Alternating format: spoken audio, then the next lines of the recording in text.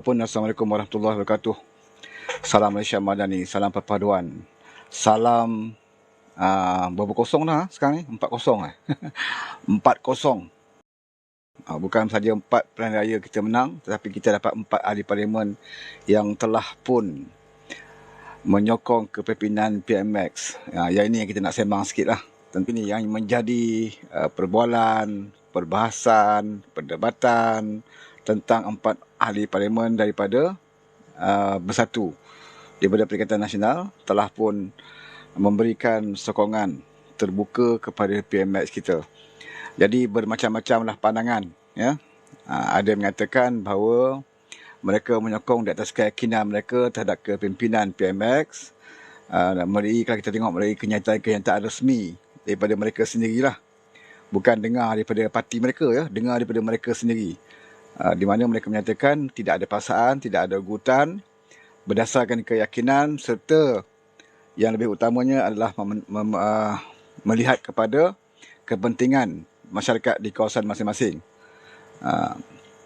Ada juga yang mengatakan bahawa perpindahan ahli parlimen itu adalah kerana mereka nak mencari jalan bagaimana nak mengeluarkan diri mereka daripada Parti Bersatu. Sebagaimana yang kita faham, mengikut Akta Lambat Parti, mana-mana ahli parlimen yang keluar parti, mereka hendaklah mengosongkan kerusi.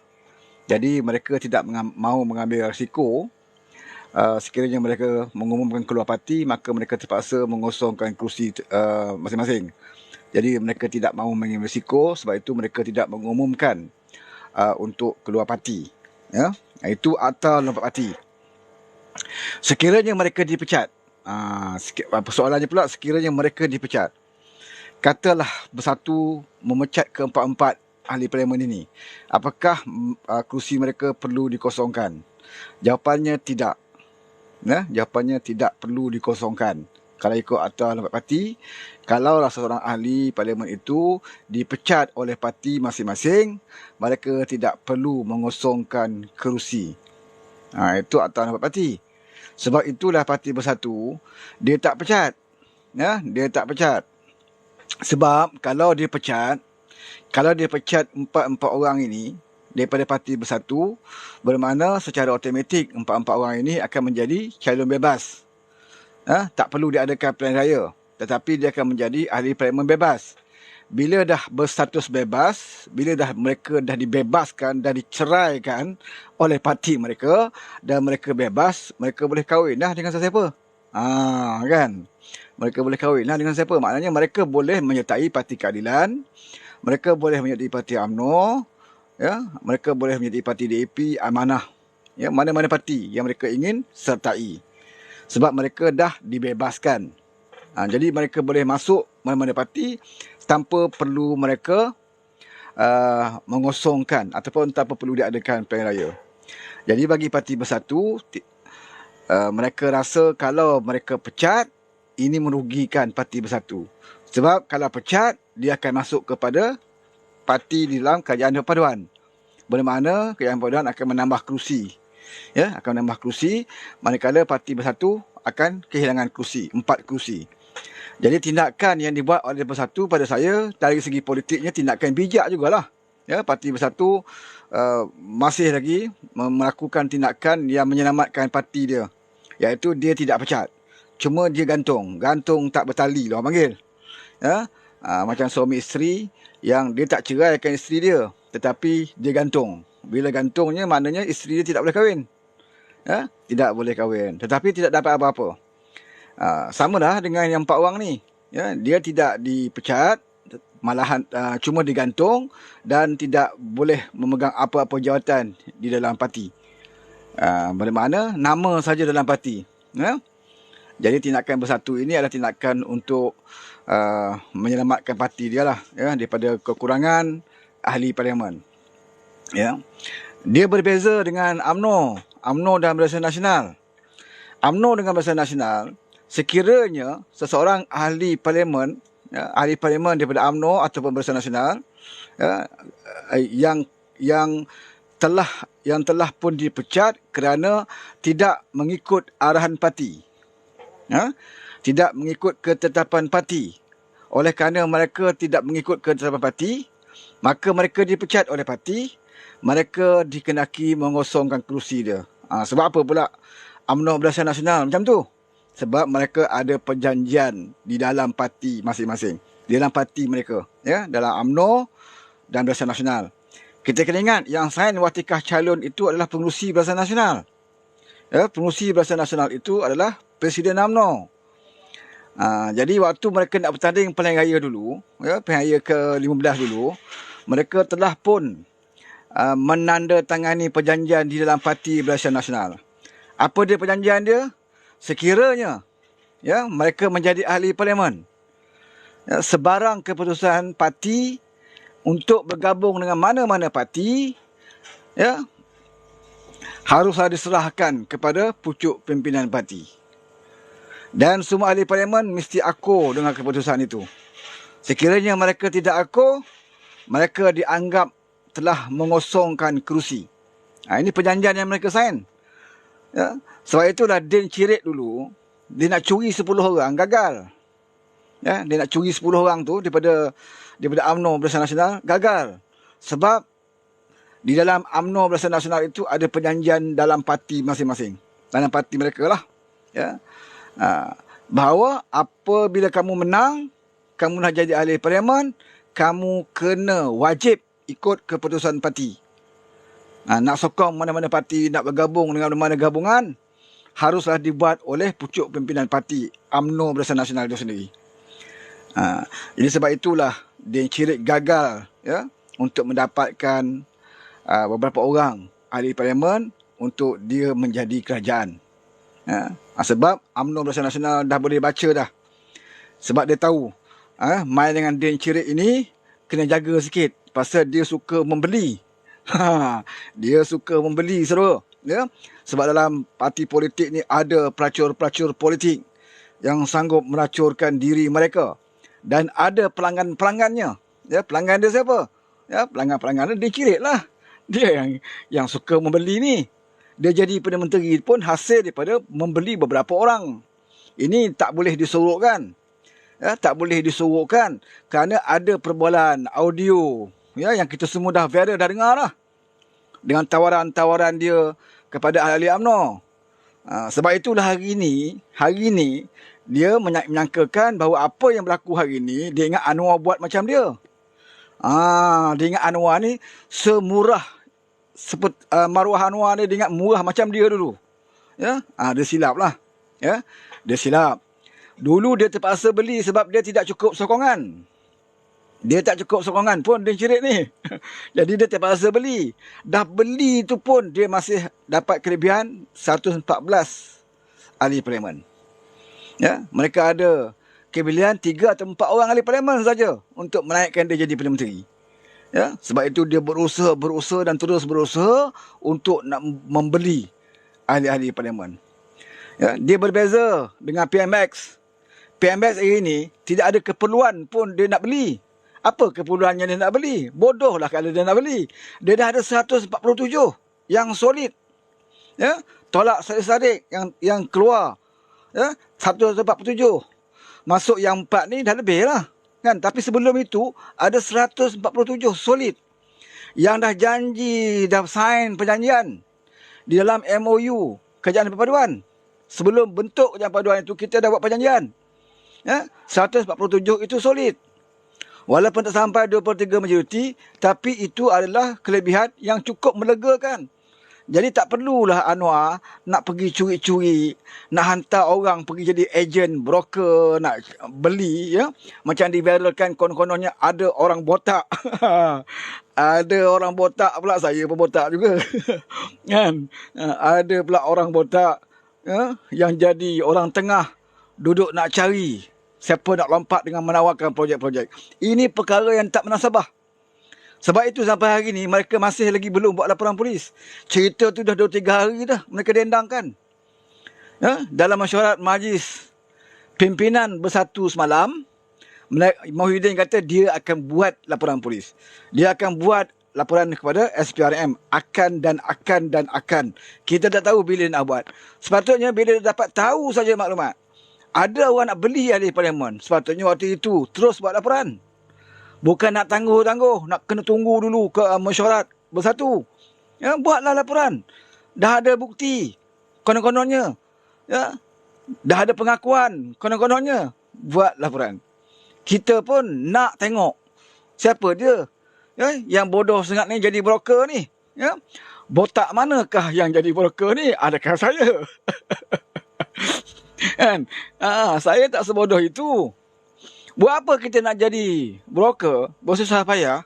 Ya, kemungkinan kita akan kenakan tindakan rasuah.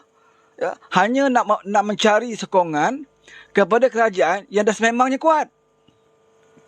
Ya. Sebab itu Anwar dia tak layan isu ni, saudara. Sampai hari ni Anwar mana ada ulas panjang cerita ni. Ya, Anwar cuma mengulas, dia kata dia yang 4 orang tak pernah jumpa saya pun. Saya pun tak pernah kata apa-apa kat dia pun. Itu je Anwar ulas. Kan? Sebab Anwar tahu ini adalah permainan atau game dia orang untuk nak menimbulkan persepsi, untuk menyatakan kepada orang bahawa 4 orang yang menyokong PMBak ini ya diugut, ditawarkan. Ya? Jadi kita lah kena cerdik sikit. Cerdik sikit. Ya? Kalau kita letak diri kita di tempat Anwar Ibrahim, kita letak diri kita di tempat Anwar Ibrahim, kita dah ada sokongan 147 solid. Ya? UMNO, Barisan Nasional, Keadilan, Amanah, DAP, GPS, GRS, solid 147. Apakah kita nak buat kerja bodoh, upah orang, pergi cari lagi orang? Takkan kita nak buat kerja bodoh macam tu, saudara? Untuk apa kita nak buat? Nak dapat 23 majoriti? Apa perlunya 23 majoriti? Nak luluskan bajet ini? Nak luluskan bajet tak perlu 23 majoriti pun. Ya? Tak perlu 23 majoriti pun. Jadi tidak ada keperluan. Dan ianya amat membazir kalau kita nak bagi dia projek jutaan-jutaan ringgit, puluh-puluh juta ringgit hanya nak suruh dia sokong PMX. Ini satu pembaziran sebab di kalangan ahli parlimen kita sendiri pun ramai yang nak kepada projek itu. Lebih baik kita bagi projek ya, ataupun nak bagikan projek kepada ahli-ahli parlimen yang dah tentu sokong kerajaan perpaduan. Buat apa kita nak bagi projek kepada orang yang belum tentu setia dengan kita? Ya? Yang nak sokong PMBak ini belum tentu dia setia dengan kita. Lebih baik kita bagi yang dah confirm setia, yang telah mengangkat Anwar Ibrahim sebagai PMX. Jadi setro PN sekarang ini ya, dia membawa hujah yang memperbodohkan diri mereka sendiri. Ya, memperbodohkan diri mereka sendiri. Yang sebenarnya, saudara, apa yang berlaku ini adalah kerana berlakunya perpecahan di dalam parti mereka. Ini yang sebenarnya. Ya, dia tidak boleh nak suruhkan ya, bahawa memang berlaku perpecahan ya, di kalangan tim ataupun puak-puak di dalam parti Bersatu itu terutamanya. Ya, Bersatu terutamanya. Ada kumpulan Hamzah, Dolmat, ada kumpulan ya, Jemin Semburit ya, dan kumpulan Din Cirit. Masing-masing ini cuba nak menguasai parti masing-masing. Sebab itu dia ada antara setro-setro dia. Sebab itu setro-setro dia pun bergaduh bersama mereka. Ya? Kadang-kadang kita pelik juga. Kenapa mereka bergaduh bersama mereka? Ya? Apa yang nak mereka rebutkan? Kalau mereka kerajaan, mungkinlah mereka bergaduh sebab nak dapatkan dedak. Ya? Nak dapatkan harta rampasan perang. Ya? Macam kami. Kalau kami bergaduh sama kami, ada logik lah. Sebab kami dah kerajaan. Mungkin kami nak berebut jawatan. Nak berebut dedak ni. Ya? Tapi kami pun tak bergaduh. Ya? Di kalangan kami, setro-setro PS, kami tak bergaduh pun. Tapi di kalangan mereka, dahlah pembangkang. Ya? Mereka bergaduh sesama mereka. Sebab di kalangan mereka ada tim. Ya? Bawa Atuk Saka ke dalam gabungan itu, ya? Dalam gabungan PN, tunggulah masa kehancurannya. Itu jaminan kita lah. Ya, jaminan kita. Sebab tak ada dalam sejarah mana-mana parti yang disertai oleh Atuk Saka, parti itu berada dalam aman sentosa. Tak ada, saudara. Sebut kat saya mana parti yang membawa Atuk Saka dalam itu, dia boleh aman. Tak ada. Tak ada. Semua parti hancur lebur kalau bawa orang tua Kerala itu masuk. Itu sejarah. Dan kita selalu ingatkan. Ya, saya dulu pernah ingatkan suatu suatu ura-ura konon-kononnya nak bawa Atuk Saka menjadi penasihat kepada 4 negeri yang ditakbir oleh PAS. Ya, kita mengingatkan pada PAS. Ya, berhati-hati dengan Atuk Saka. Sebab kita kenal Atuk Saka ni bukan baru. Lama kita kenal dia. Sebab kita lawan dia puluhan tahun. Dia keadilan khususnya. Kita lawan Datuk Saka puluhan tahun. Tetapi waktu itu, kita mendengar apa yang Datuk Seri Anwar sebut. Ya, kita dengar pandangan, sikap tolak ansur Anwar, ya, bersangka baiknya Anwar kepada Datuk Saka ini. Ya, dia kata kalau ada orang pernah buat salah, kemungkinan satu hari dibukakan hatinya untuk insaf dan peluang itu harus diberikan. Ya, kita pun tidak ada pilihan ketika itu. Ya, Datuk Seri Anwar dalam penjara. Apa pilihan yang kita ada? Ya, akhirnya kita bersangka baik dan kita terima dia. Ya, dalam PH. Bukan sekadar terima, kita angkat dia jadi Perdana Menteri. Ya, jawatan yang tertinggi dalam politik ni.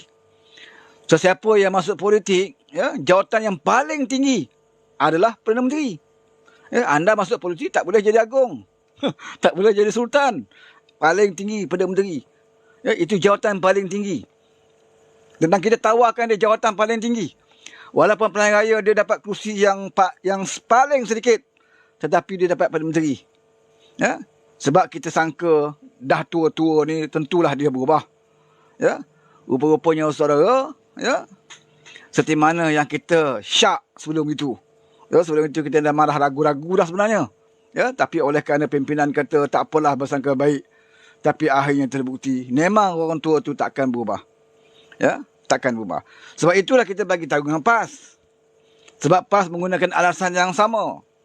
PAS kata, Mahathir dah bertaubat, Mahathir dah insaf. Sebab itu dia terima dalam PAS. Saya bagi tahu dengan PAS. Mahathir ni tak pernah insaf dan tak tahu bagaimana nak insaf. Ya, walaupun peluang diberikan kepada dia.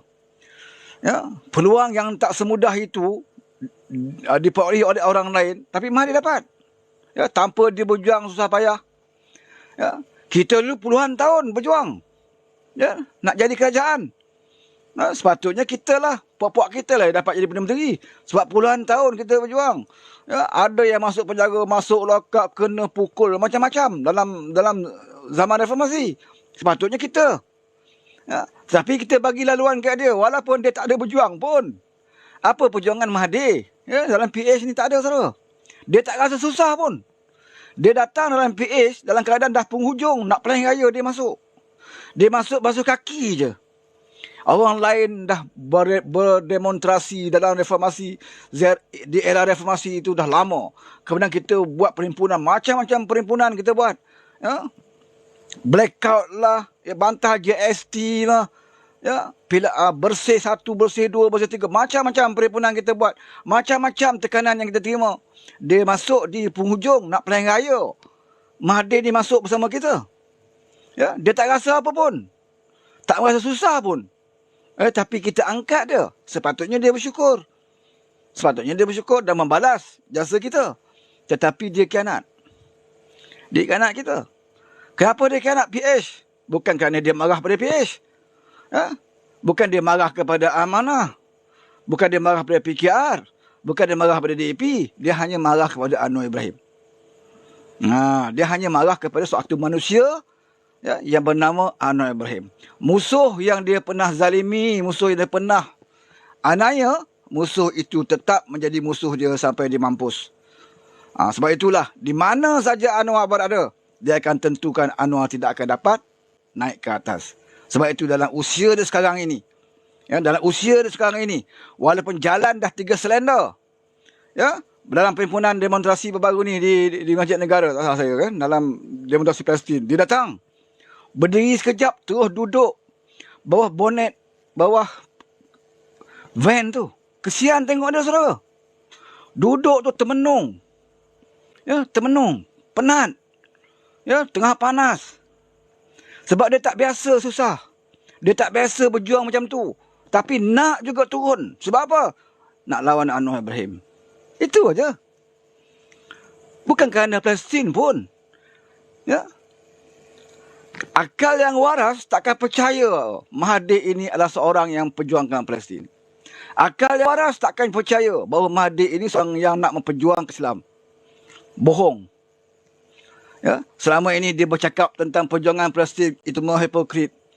Walaupun orang kata dia dulu Perdana Menteri 22 tahun, dia lah pemimpin paling hebat, disegani di merata dunia kerana lantang menyuarakan tentang perjuangan Palestin, itu adalah hipokrit sebenarnya.